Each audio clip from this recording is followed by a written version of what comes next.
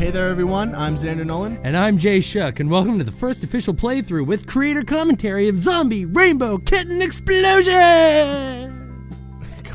This version of the game is the rainbow version. The director's cut with blood and gore will only be released by members of the creation staff, so officially, this is the only version that is going to be released. First off, we would like to give special thanks to Director Brett P. Sawyer, the creator of Candy Canyon, Chris Shoup, the creator of Dream Valley, Brendan Knoll, the creator of Kitty City, our very own Xander Nolan, the creator of Zombie Island, our very own Jay Shook, our graphic designer, Jessica Baith, and Scott Ryan and the Lakeland College IT department for supporting this class and the students and, most importantly, this project. So we're going to go ahead and start the game now. Buckle up! Okay, so during all of this, we're going to go through some of the concepts for the game itself. We originally came up with the concept. It's not actually our class. It was the last class, the fall semester of 2015, to have the zombie as a protagonist trapped in a cute but hostile world. In a world where a zombie is thrown into a world of magic bunnies and kittens, he must slaughter them all to finally return home. Only in Zerk!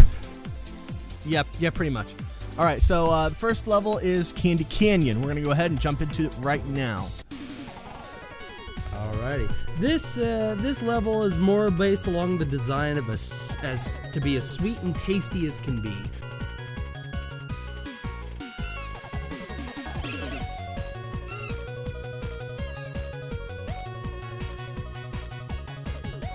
Donuts! Candy canes? Bunnies?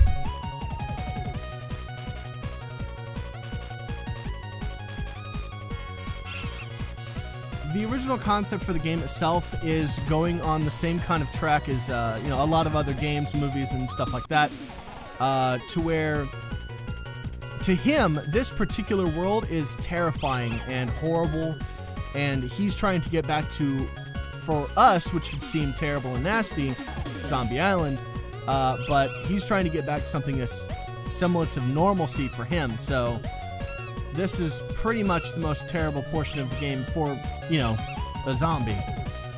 So as our protagonist, our good guy, so to speak, this is the most fanciful of the areas. So we're jumping all around on class. By the way, if you hadn't figured out by now, for a lot of the platforms and stuff in this game, you're jumping and running around on clouds and stuff. It's not until you get to Kitty City where it's actual platforms and you start to get back to the grungy normalcy of everything.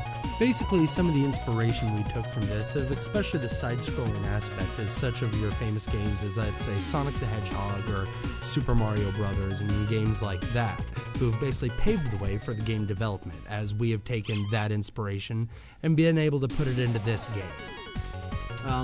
For all in all, if you think about, the time and everything that was put into it and how the game started... Oh, kill the fox.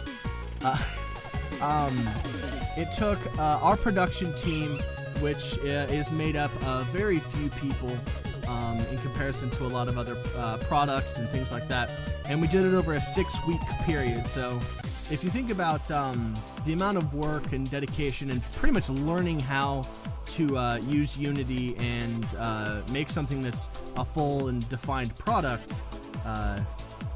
it's not as easy as it looks.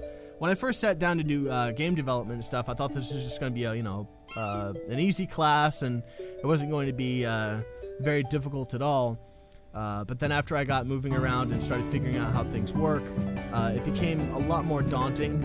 But this particular product, while it's pretty finely polished and looks nice, it's not very long, it's not very complicated, but it's proof that no matter what happens, you guys can, all get there.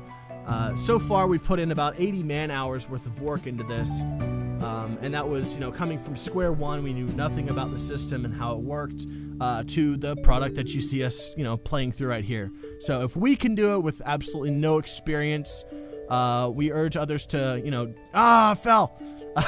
we urge other people to take the opportunity. It's a really good hobby to have. It doesn't cost a whole lot of money, and it's something that's really fun. And the end product is going to be just fantastic. So if we can do this, you can totally do this. This particular level here, this is Dream Valley. It's kind of the transition phase from the fanciful reality that was Candy Canyon into the more grungy, kind of dark and seedy version of the game, where you kind of transition to Kitten City, which you'll see in just a few minutes is kind of dark and gloomy, kind of dirty and all that. And it's a symbolism of returning to normalcy for the zombie. So really, I guess what he'd be thinking whenever he finally gets to Kitten City, probably sitting around going, "Man, is this real life? Is this just fantasy? Am I caught in a landslide? Is there no escape from reality?" Open your eyes. Okay, I'm done. Yeah, thank you. Yep. So, the enemies for this particular game. My God, man, you are a zombie, and you just got your butt kicked slightly by a bunny.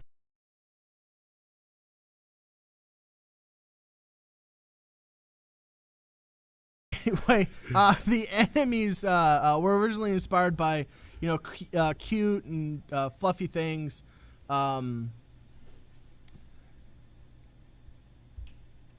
See, what just happened here is Xander experienced a fatal error of which he could not recover from. So what we have to do is we have to close out the program and reopen it. So please hold. Xander.exe has stopped. For all of you IT guys out there. IT joke. So, anyway, back to the original topic that I was talking about. All of the enemies were basically the original enemy sketch that we had designed. We wanted to make some of the enemies, infectable by the zombie, and they could be eaten. But with the limitations of time that we had, and also making it, kind of acceptable for a final project to be, from a college setting, even though we have a little bit more creative license than, say, a high school, we still have a lot of boundaries that we have to fall into, and there's a lot of things that we had to take into account, like production time, and more importantly, will the final product be likable and desirable by our target demographic, which is just other college students. So we went from the unicorns and being able to make things zombified and all that jazz to just simple jump on the top of it, a lot like a Goomba from Super Mario Brothers. Now, throughout all of the levels, you can die if you keep getting, for all intents, attacked by the other creatures.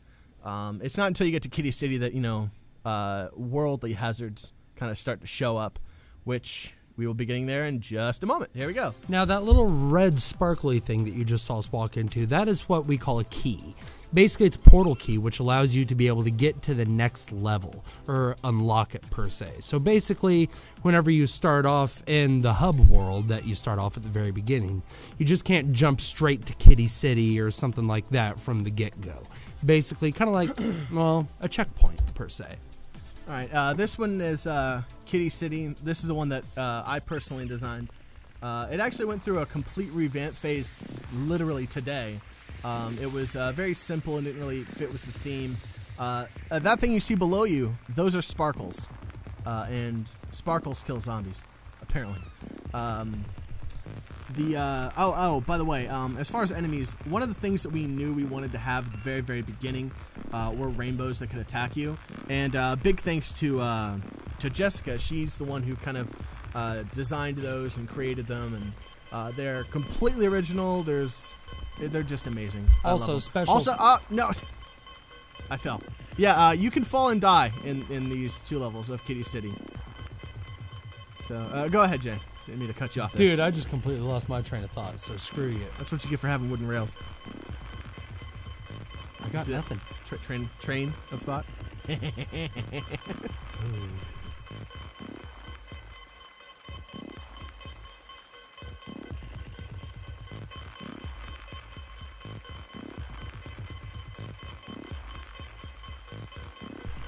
I just did basically recreate both of these levels today.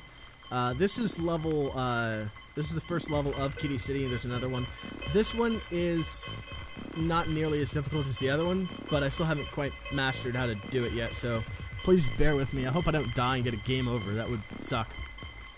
It was like the creators can't even beat this crap. What the heck? I would so laugh at you. I laugh at you. What do you mean? I didn't make this part of this travesty. And when I'm saying travesty, it's a travesty for the zombie. I mean, because, you know, think of just the mental horror that guy's going through right now. He's probably like, I mean, I know not many synapses are firing. I've seen he's about 3 brain cells shy of a helmet and diaper for the rest of his days. Oh, take that back. Already got the helmet on. But anyway, he's probably just like, what the heck is going on here? I just don't know, man. It's going to be game over, man. Game over. What are we going to do now, man? What are we going to do? Great reference. Great. I've got nothing else besides, good reference. Well, I mean, dude, hey. I hope you guys could hear him, screaming over the microphone. Oh, crap. Hey, you know what? I hope you can see how bad you're playing and falling into your pits of sparkly death. Sparkly death pits. Sparkly death pits. That's one thing I never thought I'd hear. Wait, you know what? Take that back. I'm afraid of glitter. Yeah, I actually have imagined that. Sparkly death pits. I feel this zombie's pain, man. I really do. It's called sparklophobia. Look it up. Anyway, for those of you playing the home game and keeping score. Oops, he did it again. Oh, gosh. This is entirely more difficult than it should be. And I'm trying to, lean over a microphone. So every time he screams into this microphone, it's like he's screaming directly into my ear. It's painful. But I'm trying to lean and speak and also not die, which, ow. Whoa. Oh. Almost. Oh, yeah. That's what Daddy likes. Oh, no! God, I've only got 1 life left. Yeah, this is the last level. Just do it. If you hear that guy in the background, that's our director, Brett. Come on. You can do it! If I die here, this is terrible. I need to not die on a game I helped make. On your own level. On my levels that I made today. I should know how this works. Most of the people watching this are going to be thinking, as you're playing this, hey, he can't even finish the crap. How does he expect us to? Ooh. The thing that really throws me off is he shambles. And he'll shamble for a solid second or two after, he supposed to stop moving. Well, it doesn't work that way all the time. Oh, God. Oh, dude, gosh. that landing. Stuck it. Nailed it. Ooh. Oh, okay, cool. I killed the cat. Get the key. All right, and we are done. We got it. Yes! Didn't die. Don't get bit by the rainbow. All right, so we're traveling all the way back through. That's cool. You're back to 4 lives. You're good. Oh, back to 4 lives. That's awesome. All right, so we got Dream Valley, Kitty City, and here, the finale. This is him going back home. This is Zombie Island. This one was created by none other than our very own Jason Shook, and here we go. All right, now, if you pay attention as walking through this, you're going to see all of these weird little zombies. Now, if you stand at them, you can actually attack them, and if you hit one, it'll look at you, which is really kind of cool. See? Ah! I mean, it's probably not, that one Red Magazine's Man of the Year kind of guy, but, I mean, hey, it is what it is. Now, if you see, all of the zombies are kind of looking up towards the volcano. You see how I've stopped? And guess what? His trekking through the beautiful and sparkliness, and unfortunately, it got brought back with him. And there we go. That's the end credits. Game is over. So thank you guys all for watching. If you saw this one linked through Brett's YouTube channel, there'll be a link in the description on how you can get to the Lakeland College website so you can download our game for free. If you got this off of the Lakeland College website, you probably already have either looked at it or played the game. The executable should be uploaded on the 3rd of What month is this? I'm terrible with months. Anyway, 5/3/2016. We'll finally get everything finally polished up, and you guys should have a playable version ready to go. This is the final one. Once again, this was made in Unity. Thank you guys all for just taking a look at it. Right? Yeah, I mean, we appreciate you guys coming to check this out. I mean, all we can say is thank you for your support. And once again, special thanks to our development team and all the people who've put in some hard work and time and effort into making this game become a reality. I mean, we couldn't have done it without you. Yep. All right, now that's all for us. Seriously. Yeah, that's all. So, yeah, we're good.